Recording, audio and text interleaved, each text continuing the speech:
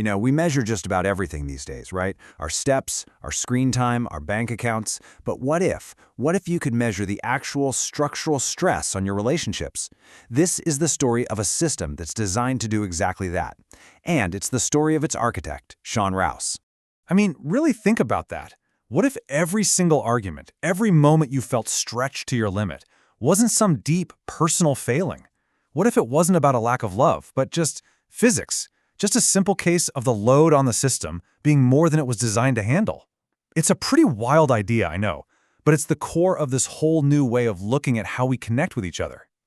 Okay, so if life is basically an engineered system, then you'd think it would come with a manual, right?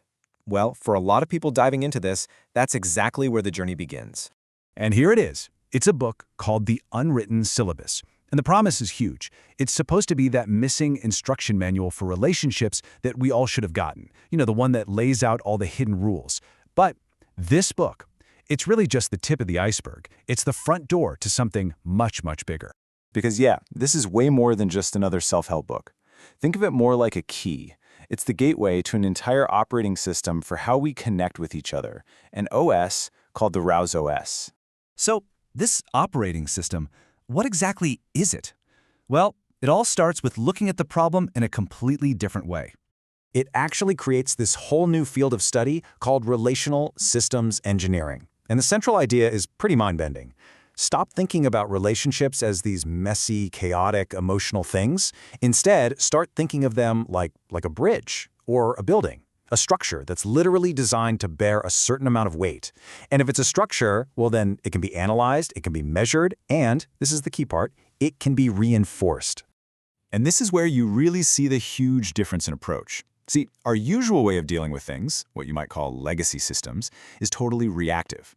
We wait until the stress hits, and then we try to describe how we feel. The Rouse OS, on the other hand, is meant to be proactive. It's not interested in your feelings, not directly anyway. Instead, it measures the inputs, all the things causing the stress, and from that, it calculates the actual physical load on your system.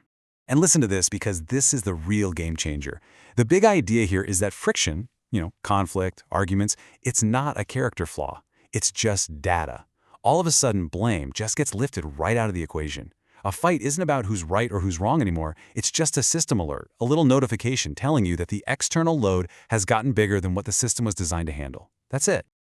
Okay, so if friction and stress are just data points, then how in the world do you collect that data? I mean, how do you actually put a number on the load that a human being is under? Well, the answer is an equation. This is the heart of the whole thing. At the very center of the Rouse OS is a patent-pending formula called the Rose equation. This is the engine. This is what's designed to take all the messy, complicated stuff of life and distill it down into one single structural number. Okay, let's break this down. The easiest way to think about it is like a balance sheet for your stress levels. First, you've got base pressure. That's all the stuff coming at you from the outside. A crazy job, a family crisis, you name it. Then the equation subtracts your resource absorption. These are your passive buffers, things like having money in the bank or a solid group of friends. And finally, it subtracts stabilizer dampening. These are the active things you do to cope, like hitting the gym or having a real sense of purpose. Whatever is left over, that's your final number. That's your calculated load. And the result isn't some vague wellness score or a touchy-feely description. Nope, it's a number. A single, cold, hard number. A data point that represents the precise structural load on your system right now. And that number plugs right into this chart. It's pretty straightforward. 0 to 20, you're in the green, low load. But once you start creeping up past 61, now you're in the red, critical load. That's a signal that the system needs reinforcement, and it needs it now. The whole idea is for it to be as clear as looking at a thermometer or a blood pressure reading. It's a vital sign for your life structure. So you have this incredibly detailed, incredibly analytical system for measuring human stress. And that kind of makes you wonder, doesn't it? I mean, what kind of person even thinks like this? Who builds an entire architecture to calculate human pressure down to a decimal point?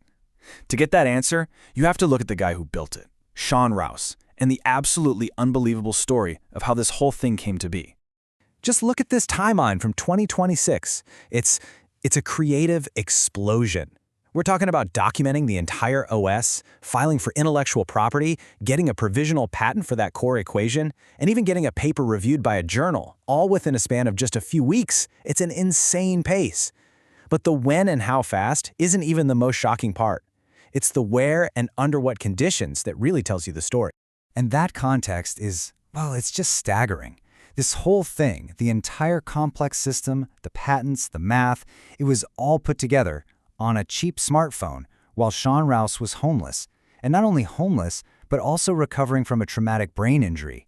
He's described it as this desperate race against time, trying to get decades of insights down on paper or on a screen before the injury and his situation made them fade away forever. Think about that. A system designed to measure structural load was literally forged under the most intense structural load you can possibly imagine. So that's the origin story, and it's absolutely incredible. But the vision for the Rouse OS goes so much further than one person's story. This thing is aimed at changing the future of how we interact with pretty much everything. Yeah, we're way beyond just a book here. The framework is built from the ground up to be integrated. We're talking about it becoming a core computational layer inside wearable technology, inside AI systems, in robotics, even being used to manage burnout for doctors and nurses in hospitals, or to measure the collective stress of an entire company. The vision is a future where you can, say, monitor the stress load on a team of humans and robots working together and predict a failure before it happens. Or imagine a CEO looking at a dashboard that maps out the relational load of their entire company, seeing the pressure points and fixing them before everyone burns out. That's the kind of future this is aiming for. When you boil it all down, the Rouse OS engine is meant to be this central hub, a piece of foundational technology. The goal is to provide that one thing that, according to Rouse, has been missing all along: a standardized way to measure stress, something that can be used in literally any field that involves people. And that brings us to one last really big question. This whole system, it promises a world where everything is clear, right? Where stress isn't this invisible monster, but a force you can actually measure and manage.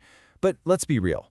In a world where your relational load can be calculated just as easily as your credit score, who gets to see that score? Who owns that number? And maybe most importantly, who gets to decide what it means?